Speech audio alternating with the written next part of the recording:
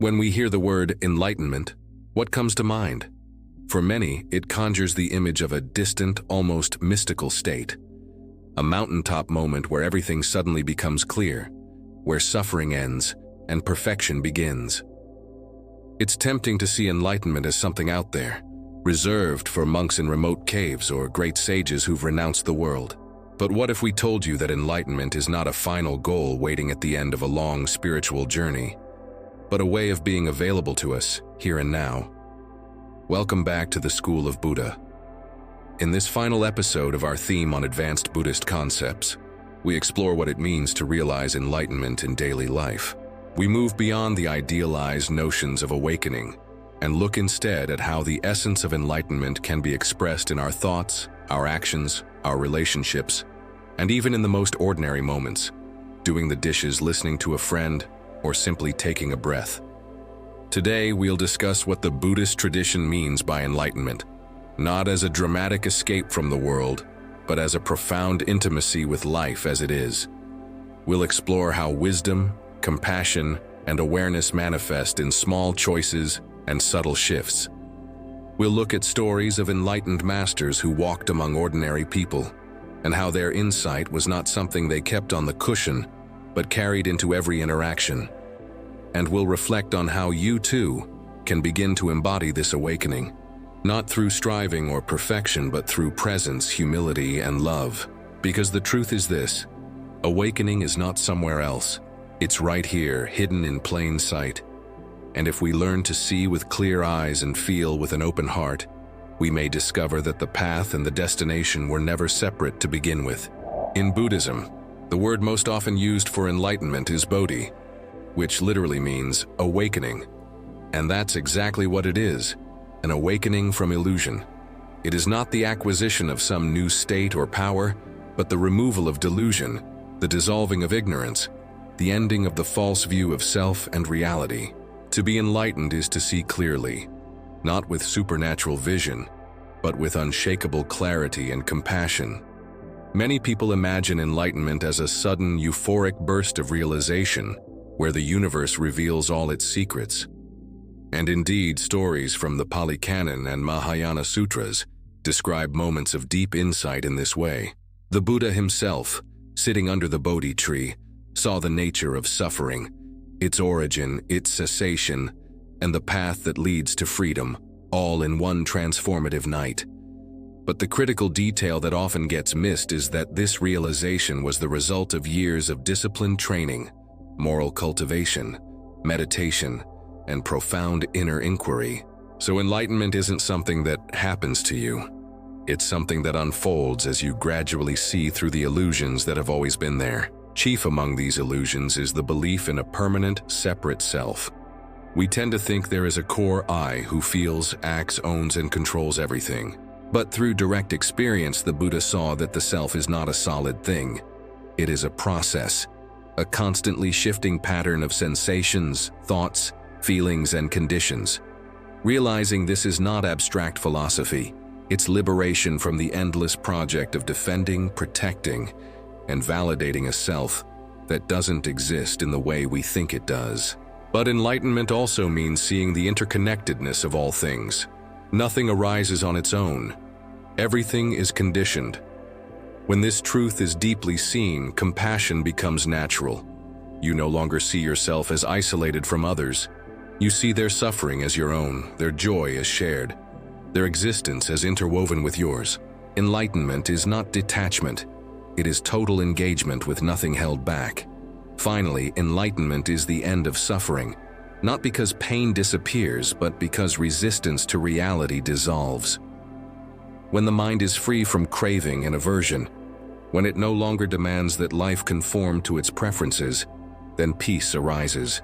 Not a fleeting peace, but a deep, unshakable stillness that holds joy and sorrow alike without clinging or pushing away. In this sense, enlightenment is not distant. It is near, closer than your breath.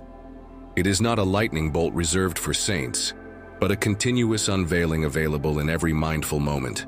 You begin to wake up not by running from the world, but by returning fully to it, with eyes that see clearly and a heart that no longer fears what it sees. One of the greatest obstacles to awakening is not ignorance. It's misunderstanding what enlightenment actually is. Our modern imagination, fueled by movies, books, and idealized spiritual portrayals, often wraps enlightenment in mystical glamour. It becomes a kind of spiritual trophy, a blissed-out state untouched by human messiness. But such myths are not only misleading, they are deeply unhelpful. They turn the path into a performance, the seeker into an imposter, and enlightenment into an illusion of its own.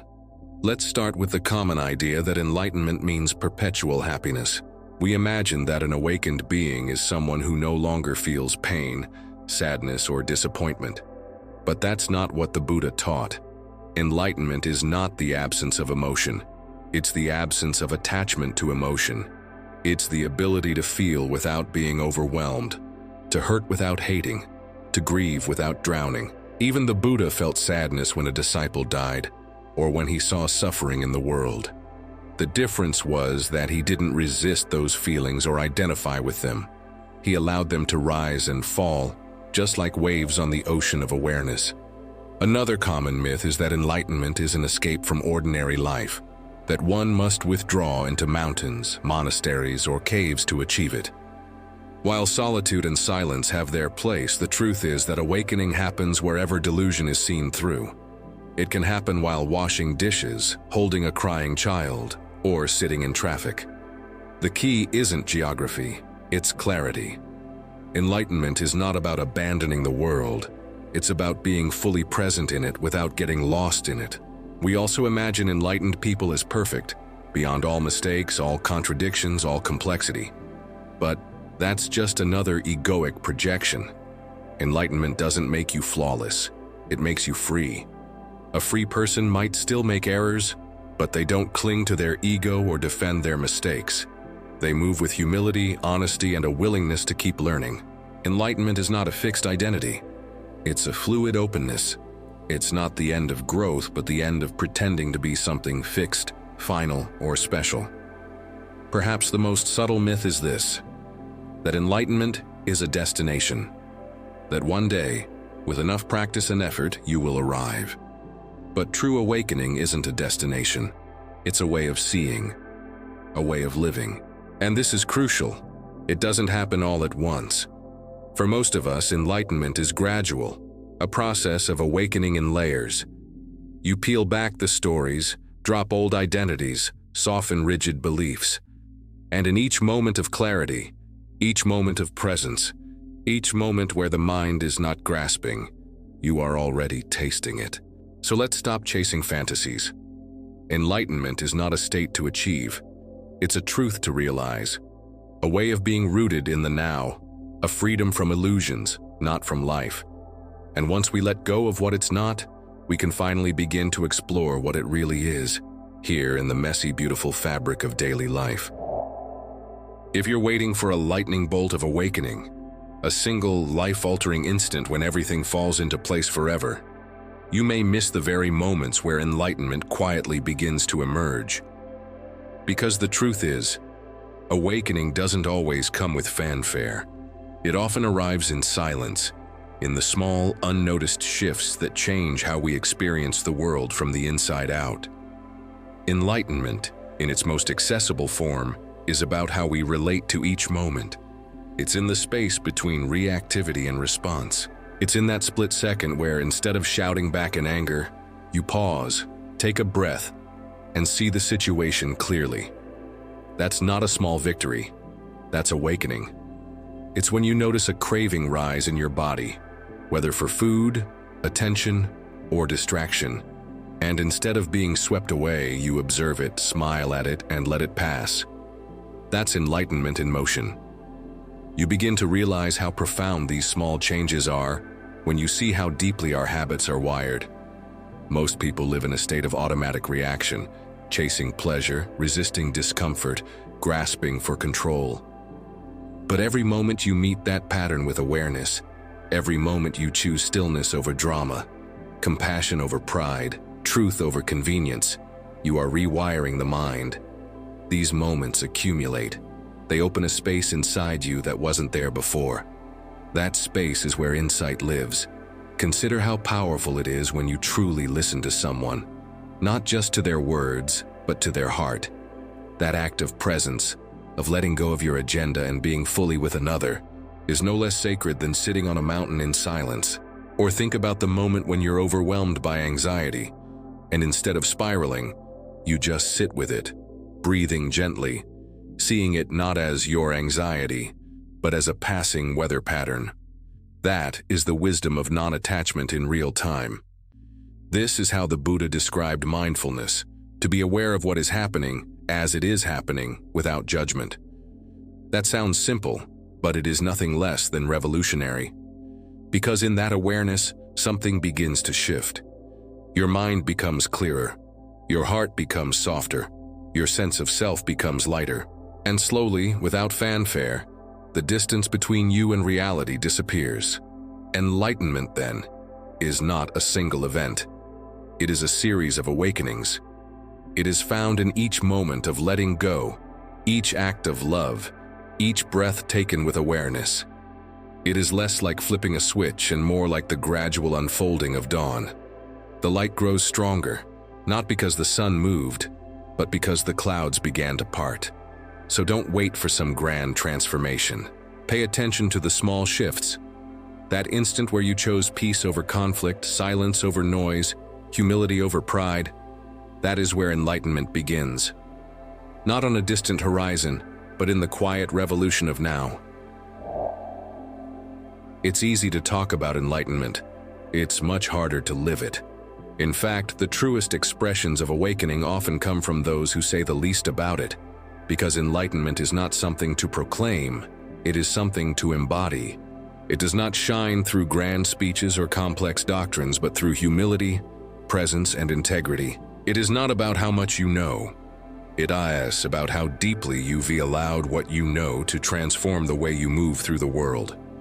To embody enlightenment means to let the teachings take root in your behavior. It means that the Four Noble Truths are not just memorized concepts, but living principles that shape your view of suffering and response to it. It means that the Eightfold Path is not a checklist for spiritual approval, but a natural way of living, with right view, right intention, right speech, right action. Not because you're trying to be good, but because goodness has become your nature. When you embody the Dharma, you don't have to convince anyone. People feel it. They feel it in your calm presence when others are losing control. They feel it in your kindness that expects nothing in return. They see it in your ability to admit your mistakes without self-defensiveness, in your honesty that doesn't harm, in your silence that speaks more than words ever could. This is how the awakened ones throughout history have taught, through example, not persuasion. Think of how the Buddha himself walked through villages. He didn't announce his enlightenment with pride. He simply moved with grace. He sat under trees. He listened deeply. He spoke only when asked. And when he did, his words came from stillness, not superiority. This is the kind of quiet power that arises when wisdom and compassion are no longer separate from your being. Enlightenment becomes not a state you carry. It becomes the way you touch the ground, the way you look into someone's eyes, the way you breathe. It also means living from a place of profound honesty. An enlightened person doesn't pretend to be perfect. They simply no longer pretend at all. They are real, transparent, free from the burden of performance. They don't wear a spiritual mask, nor do they hide their humanness. They laugh. They weep. They hold both the sacred and the mundane without resistance. And this is why they are trusted, not because they are beyond human, but because they are deeply human, yet no longer bound by illusion. To embody enlightenment is to be a refuge for others, not through authority, but through authenticity. It is to walk through life gently, awake to suffering, aware of impermanence, yet anchored in a deep and unshakable love for all beings. It is to teach without preaching, to serve without needing praise, to shine without seeking attention. So ask yourself, not how can I sound enlightened, but how can I live more truly? How can I bring more stillness to my actions, more honesty to my speech, more compassion to my relationships? How can I, moment by moment, dissolve the gap between what I know and how I live? This is how enlightenment enters the world, not through thunder, but through you. So now we return to the question we began with. Is enlightenment a destination or a way of being? If we've walked together through these reflections, perhaps you now sense that it is not something to be found far away or in another lifetime. It is something already present, quietly waiting in the spaces between your thoughts, beneath your reactions, and within each conscious breath. You don't have to become someone else to be enlightened. You don't need to escape your job, your family, your history, or your imperfections. You simply need to see clearly, to let go gently, and to respond compassionately. The path does not begin at the mountaintop. It begins wherever you are with whatever is in front of you. And the more you live from presence, the more you realize the path was never leading you elsewhere. It was always leading you home. Awakening is not about attaining something new. It's about remembering what has always been true, that you are not separate, that nothing is fixed, that pain is not personal, that love doesn't need a reason. It's the quiet revolution of seeing life as it is, without distortion, without resistance. In this moment, as you listen, you can taste it. In this moment, you can touch the sacred. No ritual required, no perfection needed. Just this: awareness, openness, compassion. And here's what's most beautiful. When you begin to walk this path, not only do you free yourself, you become a light for others, not by teaching, but by being. In your stillness, others remember their own. In your honesty, others feel safe to be real. In your peace, others remember that peace is possible. And in your compassion, others begin to soften too. So I invite you, not to chase enlightenment, but to live it here and now. In your breath, in your posture, in your listening. In the small decisions you make today to choose truth over delusion, presence over distraction, kindness over fear. Let it be subtle, let it be quiet, but let it be real. Because the world doesn't need more spiritual talk. It needs people who walk the path, humbly and wholeheartedly. If this episode touched you, helped clarify something, or even opened a door within you, I'd love to hear from you. Please take a moment to like this episode, share it with someone who might benefit, and comment below with your thoughts, questions, or experiences around awakening in daily life. Have you ever had moments of sudden clarity? What does living with awareness mean to you? Let's continue this journey together in conversation. And if you'd like to support this podcast and help keep these teachings alive and accessible, consider subscribing to the School of Buddha or joining as a supporter. You can also use the thanks button below if you feel called to contribute. Every bit of support helps us continue creating content rooted in wisdom, depth, and compassion. In our next theme, we'll turn to the moral and ethical heart of the path. How to live with integrity, peace, and conscious action in a world filled with complexity. We'll begin with the 5 precepts and explore what it truly means to walk the talk.